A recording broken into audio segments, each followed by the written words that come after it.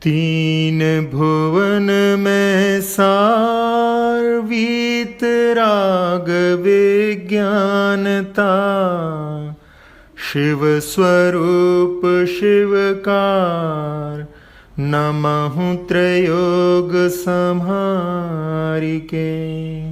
चौथी ढाल का सारांश। इस ढाल में सम्यक ज्ञान एवं श्रावक को होने वाले देश चारित्र का वर्णन किया गया है। सम्यक दर्शन के अभाव में होने वाले ज्ञान को कुज्ञान अर्थात मिथ्या ज्ञान कहा जाता है। सम्यक दर्शन होने के पश्चात वही ज्ञान सम्यक ज्ञान कहलाता है।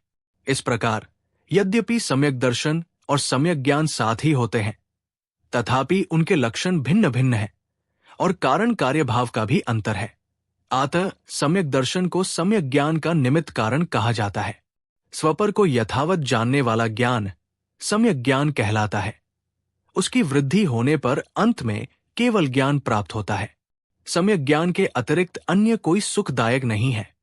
सम्यक ज्ञान ही जन्म, जरा तथा मृत्यु का नाशक है। मिथ्या दृष्टि जीव के सम्यक ज्ञान के बिना करोड़ों जन्म तक तप करने से भी जितने कर्मों का नाश नहीं होता, उतने कर्म सम्यक ज्ञानी जीव के त्रिगुप्ति से क्षण मात्र में नष्ट हो जाते हैं।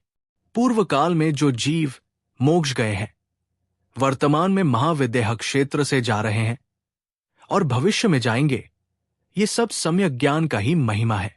जिस प्रकार मूसलाधार वर्षा वन की भयंकर अग्नि को क्षण मात्र में बुझा देती है, उसी प्रकार ये सम्यक ज्ञान विश्व वासना को क्षण मात्र में नष्ट कर देता है। पुण्य पाप के भाव जीव के चारित्र गुण की विकारी अशुद्ध पर्याय हैं। विरहट के घड़ों की भांति उल्टी सीधी होती रहती है। उन पुण्य पाप के फल में संयोग प्राप्त होते हैं। उनमें हर्ष शोक करना मूर्खता है। प्रयोजनभूत बात तो यह है कि पुण्य पाप व्यवहार और निमित्त की रुचि छोड़कर स्वान्मुख होकर सम्यक ज्ञान प्राप्त करना चाहिए। आत्मा और परवस्तुओं का भेद विज्ञान होने पर सम्यक ज्ञान होता है। इसलिए संशय, विपर्यय और अनध्यवसाय नामक दोषों का त्याग करके तत्वाभ्यास द्वारा सम्यक ज्ञान प्राप्त करना चाहिए। क्योंकि जिस प्रकार समुद्र में डूबा हुआ रत्न पुनः हाथ नहीं आता, उसी प्रकार मनुष्य पर्याय, उत्तम श्रावक कुल और जिन वाणी का सुनना आदि सुयोग बारंबार प्राप्त नहीं होते, ऐसा दुर्लभ सुयोग प्राप्त होने पर भी सम्यक ज्ञान प्राप्त नहीं करना मूर्खता है। सम्यक ज्ञान प्राप्त करके फिर सम्यक चारित्र प्रकट करना चाहिए, क्योंकि अज्ञान पूर्वक चारित्र सम्यक नहीं कहलाता। इसलिए चारित्र का आराधन ज्ञान होने के पश्चात कहा है। उस सम्यक चारित्र की भूमिका में कुछ राग भी रहता है। वो श्रावक को अणुव्रत और मुनि को पंच महाव्रत रूप होता है। उस राग को सम्यक दृष्टि धर्म नहीं पुण्य मानते हैं। श्रावक की भूमिका में अवशेष राग की परिणति 5 अणुव्रत, 3 गुणव्रत और 4 शिक्षाव्रत के रूप में होती है। इन सभी का विस्तृत विवेचन श्रावकाचार प्ररूपक ग्रंथों से जानना चाहिए।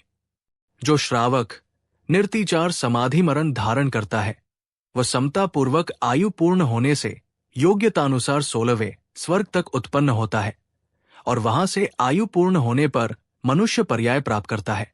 फिर मुनिधर्म अंगीकार करके मोक्ष प्राप्त करता है।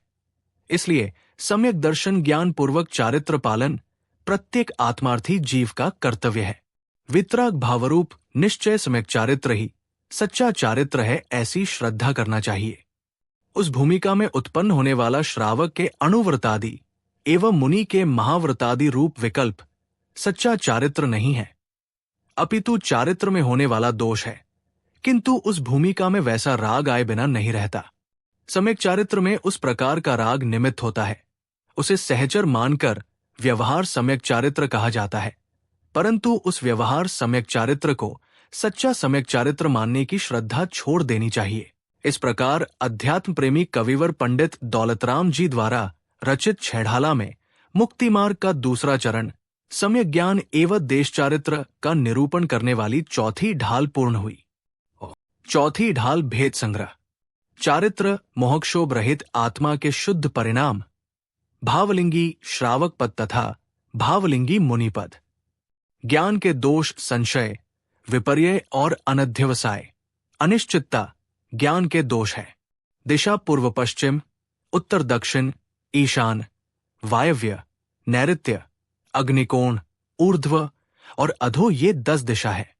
पर्व चतुष्टय प्रत्येक मास की 2 अष्टमी तथा 2 चतुर्दशी को पर्व चतुष्टय कहते हैं।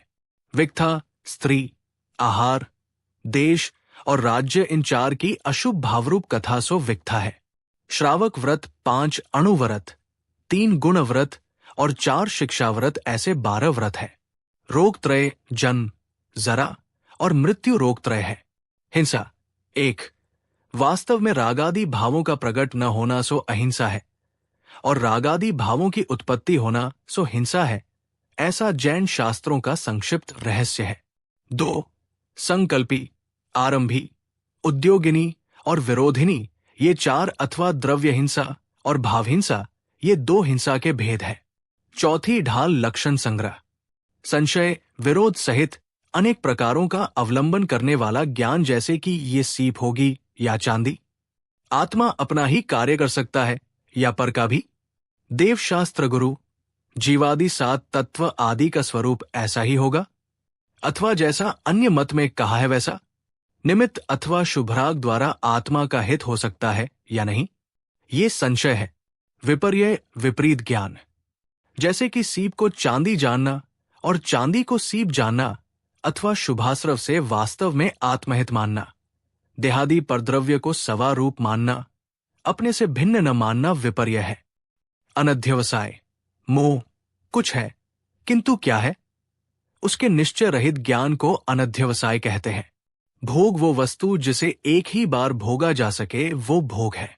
उपभोग, जिसे बारंबार भोगा जा सके ऐसी वस्तु को उपभोग कहते हैं। पर आत्मा से, जीव से भिन्न वस्तुओं को पर कहा जाता है। परोक्ष, जिसमें इंद्रियादि पर वस्तुएं निमित्त मात्र है, ऐसे ज्ञान को परोक्ष ज्ञान कहते हैं। प्रत्यक्ष, 1 आत्मा के आश्रय से होने वाला अतीन्द्रिय ज्ञान प्रत्यक्ष ज्ञान है। 2 अक्ष प्रति अक्ष आत्मा अथवा ज्ञान, प्रति अक्ष के सन्मुख निकट, प्रति प्लस अक्ष आत्मा के संबंध में हो ऐसा ज्ञान प्रत्यक्ष ज्ञान है।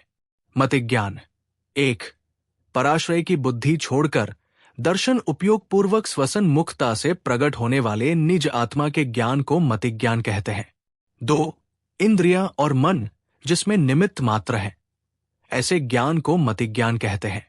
श्रुत ज्ञान, 1 मतिक ज्ञान से जाने हुए पदार्थों के संबंध में अन्य पदार्थों को जानने वाले ज्ञान को श्रुत ज्ञान कहते हैं। 2 आत्मा की शुद्ध अनुभूति रूप श्रुत ज्ञान को भाव श्रुत ज्ञान कहते हैं।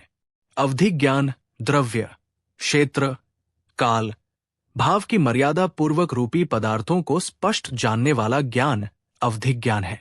मन पर्याय ज्ञान, द्रव्य, क्षेत्र, काल, भाव की मर्यादा से दूसरे के मन में रहे हुए सरल अथवा गूढ़ रूपी पदार्थों को जानने वाला ज्ञान मन पर्याय ज्ञान है। केवल ज्ञान, जो 3 काल और 3 लोकवर्ती सर्व पदार्थों को, अनंत धर्मात्मक सर्व द्रव्य गुण पर्यायों को प्रत्येक समय में यथास्थित परिपूर्ण रूप से स्पष्ट और एक साथ जानता है, उसे केवल ज्ञान कहते हैं। गुण द्रव्य के आश्रय से उसके संपूर्ण भाग में तथा उसकी समस्त पर्यायों में सदैव रहें, उसे गुण अथवा शक्ति कहते हैं। पर्याय गुणों के विशेष कार्य को, परिणमन को पर्याय कहते हैं।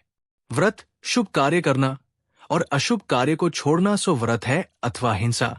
असत्य, चोरी, मैथुन और परिग्रह इन 5 पापों से भाव पूर्वक विरक्त होने को व्रत कहते हैं। अणुव्रत, 1 निश्चय सम्यक दर्शन सहित चारित्र गुण की आंशिक शुद्धि होने से अनंतानुबंधी तथा अप्रत्याख्यानीय कषायों के अभाव पूर्वक उत्पन्न आत्मा की शुद्धि विशेष को देश चारित्र कहते हैं। श्रावक दशा में 5 पापों का स्थूल रूप एक देश त्याग होता है, उसे अणुव्रत कहा जाता है। गुणव्रत अणुव्रतों को तथा मूल गुणों को पुष्ट करने वाला व्रत को गुणव्रत कहते हैं। अनर्थ दंड, प्रयोजन रहित मन, काय की ओर की अशुभ प्रवृत्ति अनर्थ दंड है। अनर्थ दंड व्रत, प्रयोजन रहित मन, वचन, काय की ओर की अशुभ प्रवृत्ति का त्याग अनर्थ दंड व्रत है। शिक्षा व्रत, मुनिव्रत पालन करने की शिक्षा देने वाला व्रत शिक्षा व्रत है। महाव्रत हिंसादि 5 पापों का सर्वथा त्याग महाव्रत है। अतिचार व्रत की अपेक्षा रखने पर भी उसका एक देश भंग होना सो अतिचार है।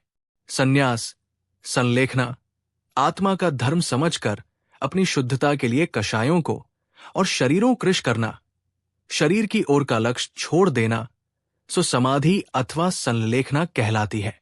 चौथी ढाल का अंतर प्रदर्शन। 1. दिग्व्रत की मर्यादा तो जीवन पर्यंत के लिए है, किंतु देशव्रत की मर्यादा घड़ी घंटा श्राद्धी नियत किए हुए समय तक की है। 2. परिग्रह परिमाण अवरत में परिग्रह का जितना प्रमाण मर्यादा किया जाता है उससे भी कम प्रमाण भोगोपभोग परिमाण अवरत में किया जाता है। 3. प्रोषद में तो आरंभ और विषक्षायादि का त्याग करने पर भी एक बार भोजन किया जाता है। उपवास में तो अन्न जल खाद्य और स्वाद्य इन चारों आहारों का सर्वथा त्याग होता है।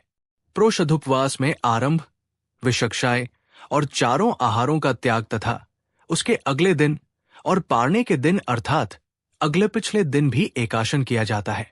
4. भोग तो एक ही बार भोगने योग्य होता है, किंतु उपभोग बारंबार भोगा जा सकता है।